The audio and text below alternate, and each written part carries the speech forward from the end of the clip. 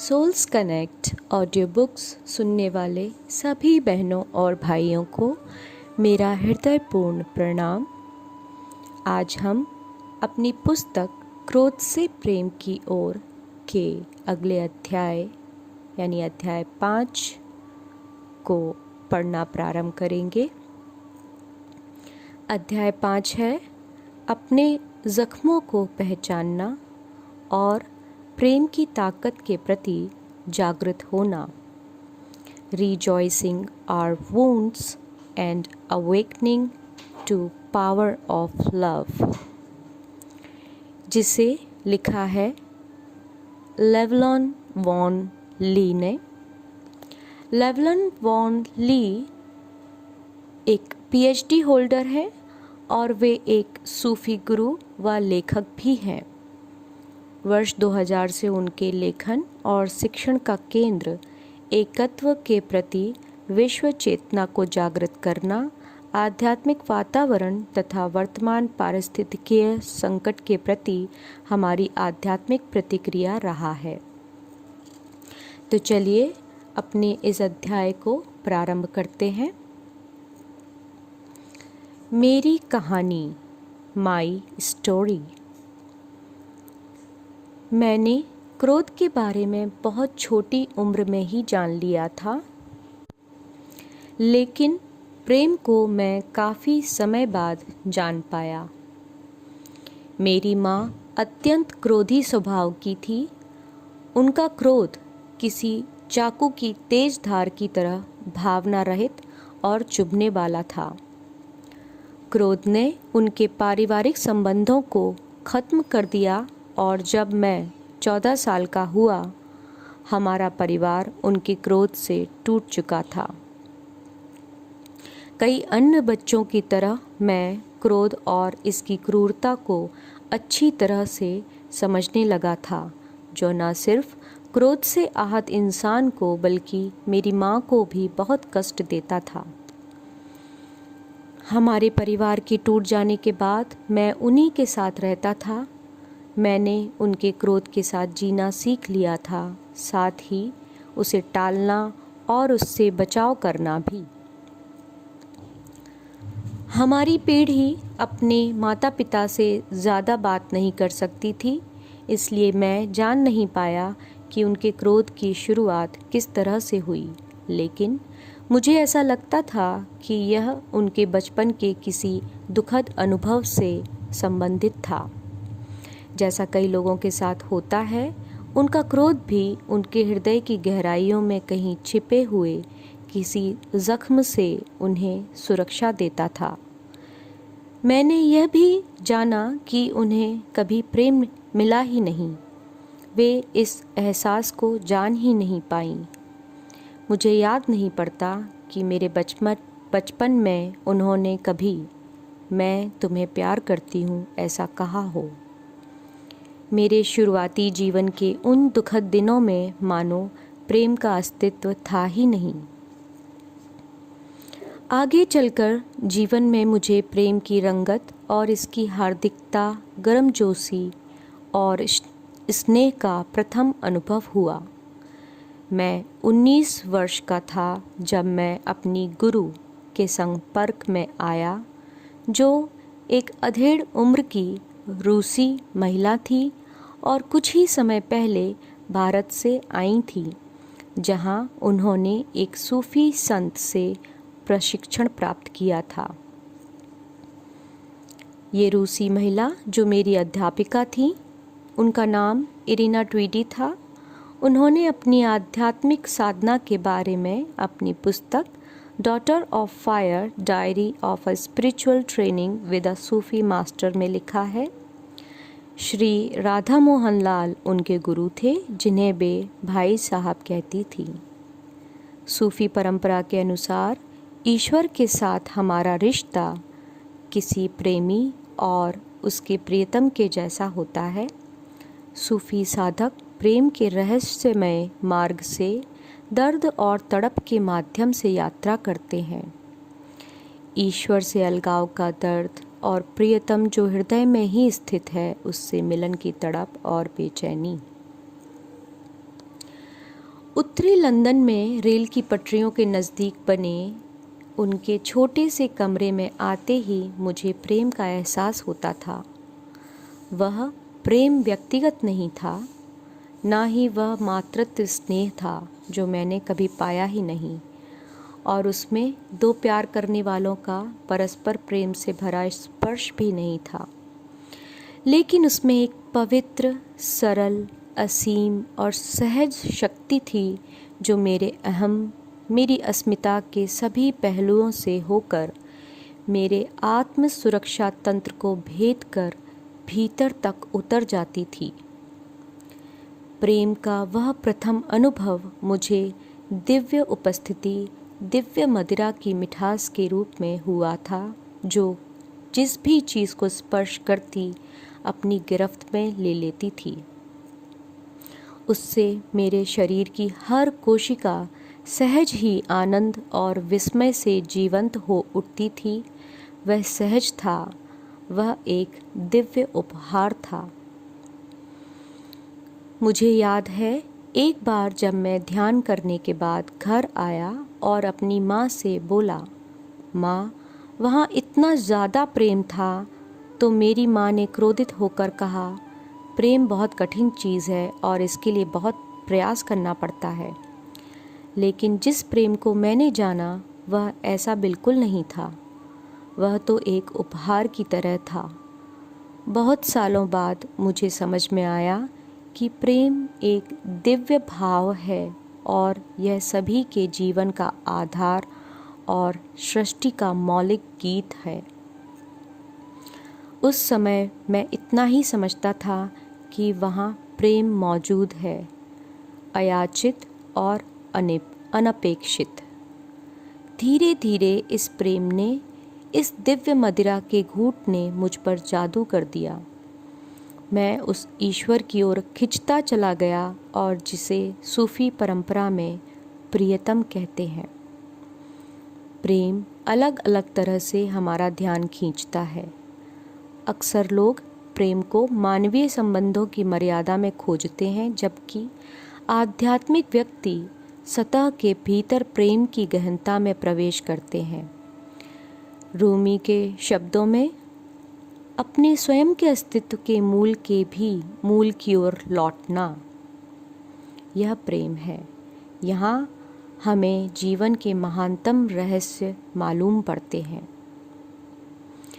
जो कुछ अस्तित्व में है उसके मूल में प्रेम है। यह अस्तित्व में मौजूद सारी चीज़ों का मूल है। प्रेम लोगों के बीच पाई जाने वाली सामान्य अनुभूति भर नहीं है, बल्कि यह तो एक ऊर्जा है, एक दिव्य चिंगारी है जो हर चीज़ में विद्यमान है। यही वह गहनतम सार तत्व प्रेम का सत्व है जिससे हम पोषित होते हैं। अपनी गुरु के चरणों में बैठकर अपने हृदय पर ध्यान के माध्यम से यही मेरे भीतर जागृत हुआ। प्रेम हर चीज़ से प्रवाहित होता है। Love flows through everything. प्रेम हमारे शरीर और आत्मा से संवाद करता है। प्रेम में सभी संवेदनाएं, स्वाद, स्पर्श, घ्राण, दृष्टि और ध्वनि शामिल हैं। अपने स्वभाववश प्रेम सभी चीज़ों को समाहित करता है। क्योंकि यह सब जगह है, इसलिए इसे किसी भी चीज़ में पाया जा सकता है। आध्यात्मिक व्यक्ति यह सामान्य सत्य उजागर करते हैं। वास्तव में प्रेम हर चीज़ के माध्यम से प्रवाहित होता है। यह मधुर, कोमल, दर्द देने वाला होने के साथ ज्ञात और अज्ञात भी है। साथ ही इसमें आवेग भी है। यह मौलिक ऊर्जा है और यह महान शक्ति हमारे हृदय के भीतर हमारी आत्मा में जागृत होती है। यह हमें अपने स्वयं के अज्ञात एकत्व के रहस्यपूर्ण संसार में ले जाती है, जिसे सूफी परंपरा में अस्तित्व की एकता कहते हैं। मेरी माँ ने अपना संपूर्ण जीवन क्रोध की पीड़ा में बिता दिया और वे इस प्रेम से बिल्कुल अनजान थीं। अपने स्वयं के दर्द से आहत होने के कारण वे हमेशा दूसरों से क्रोधित रहती थीं और हम सबके भीतर व चारों ओर उपस्थित इस गहन एकात्मता से अनजान थीं। क्रोध तर्क संगत भी हो सकता है और कभी कभार यह अचानक किसी वाह घटना या आरोप से भड़क उठता है, लेकिन यह शायद ही कभी किसी समस्या का समाधान होता है। यह हमें सबसे दूर कर देता है, जबकि प्रेम की प्रकृति समग्रता और राहत देने वाली होती है। प्रेम हम में से हर एक से कहता है कि हम सब उस जीवन रूपी इकाई का अंश हैं, इस विशाल समुदाय का हिस्सा हैं जो प्रत्यक्ष या अप्रत्यक्ष रूप से एक दूसरे से जुड़ा हुआ है। एक प्रेमी को यह याद दिलाता है कि हम सब अपने प्रियतम यानी ईश्वर से संबंधित हैं। अचेतन के साथ कार्य करना, वर्किंग विथ द अनकॉन्शियस। पूर्णता की ओर इस यात्रा में चेतना की सतह के नीचे जाना महत्वपूर्ण होता है, ताकि हम अपने जख्मों और दर्द को पहचान सकें। कार्ल युंग ने समझदारी पूर्वक कहा है, प्रकाश की आकृतियों की कल्पना करने से कोई प्रबुद्ध नहीं हो सकता, बल्कि इसके लिए भीतर के अंधकार के प्रति सचेत होना पड़ता है। इसकी प्रक्रिया लोगों को स्वीकार्य नहीं लगती, इसलिए यह प्रचलित नहीं है। इस आंतरिक कार्य के लिए हमें पहले अपने क्रोध के प्रायः अस्वीकृत मूल और अन्य नकारात्मक अनुभूतियों का सामना करना पड़ेगा। फिर उन्हें स्वीकार करते हुए रूपांतरित करना पड़ेगा, ताकि हम उनकी कैद से आज़ाद हो सकें और उस अंधकार रूपी नकारात्मकता को दूसरों तक ना पहुंचाएं। सूफी इसे हृदय के दर्पण को चमकाना कहते हैं, ताकि हृदय में प्रेम का प्रकाश तीव्रता से चमक सके और हम स्पष्टता से देख सकें। जिस सूफी परंपरा का मैं अनुयायी रहा हूँ, उसमें क्रोध पर काम करने के 2 तरीके हैं। पहले तरीके में मनोवैज्ञानिक कार्य करने की आवश्यकता होती है, जिसमें मनस की गहराइयों में छाए अंधकार के तल तक उतरकर वहाँ चेतना के प्रकाश, प्रेम की ताकत और स्वीकार्यता की सहायता से क्रोध या दर्द को रूपांतरित किया जाता है।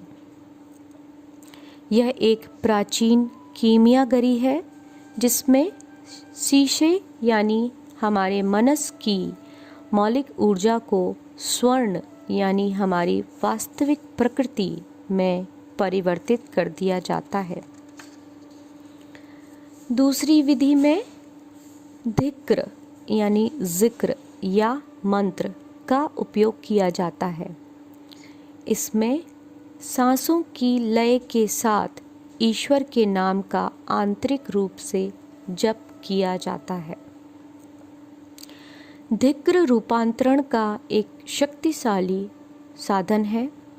यह हमारे अचेतन में काम करके मनस की संरचना और मानसिक ऊर्जा दोनों का ही रूपांतरण करता है। धिक्र एक ऐसी ध्वनि, शब्द और संकेत है जिसका संबंध उद्गम से है और यह मार्ग से चुंबकीय रूप से जुड़ा है और मनस की ऊर्जा के रूपांतरण का काम करता है। धिक्र में अचेतन की ऊर्जा को जागृत करने, एकत्रित करने और इसका रूपांतरण करने की क्षमता होती है। यह हमारी मनोवैज्ञानिक बाधाओं को सुलझाकर हमें उन चीज़ों से मुक्त करता है जिनसे हम चेतन और अचेतन रूप से बंधे हुए हैं। उत्तरी लंदन की सड़कों पर घूमते हुए मैंने कई समस्याओं का समाधान आंतरिक एकाग्रता से, ईश्वर के स्मरण और उसके नाम के मौन जप की सहायता से पाया है। मेरे कदमों की ताल, मेरी सांसों की लय और दिव्य नाम के जप में मेरी तड़प का प्रकाश, ये सब इस शुद्धिकरण की प्रक्रिया में यानी हृदय को प्रकाशित करने के इस पुरातन कार्य में शामिल थे। अब मेरे अपने मार्ग का भी विस्तार हुआ है और इसमें प्रेम भी शामिल हो गया है। आनंद और खुलेपन ने दर्द और सुरक्षात्मकता का स्थान ले लिया है। आज हमारा यह संसार धार्मिक, नस्लीय या सामाजिक मान्यताओं पर आधारित अलगाव की भावना के कारण कई टुकड़ों में बँट गया है और यह अलगाव की भावना क्रोध के सभी रूपों में दिखाई देती है। हमारे क्रोध का निशाना बनने के लिए हमेशा कोई दूसरा इंसान उपलब्ध होता है। बहुत से पक्ष अपनी मान्यताएं और झूठी खबरें सोशल मीडिया पर फैला रहे हैं। हम अपने और उनके बीच की द्वंद्वात्मक उलझनों में फंसे हुए हैं। क्रोध और इसके अनेक रूप हमारे संसार को खंड खंड कर रहे हैं। आज हम अपने इस अध्याय को यहीं विराम देते हैं। अपने इस अध्याय के अगले भाग को लेकर हम आपके समक्ष शीघ्र ही उपस्थित होंगे। तब तक के लिए आप सभी का हृदयपूर्ण धन्यवाद एवं आभार। कृपया इस चैनल को लाइक करें, शेयर करें, सब्सक्राइब करें। नई नोटिफिकेशन के लिए बेल आइकन को प्रेस करें और अपने कमेंट्स अवश्य दें। बहुत बहुत धन्यवाद।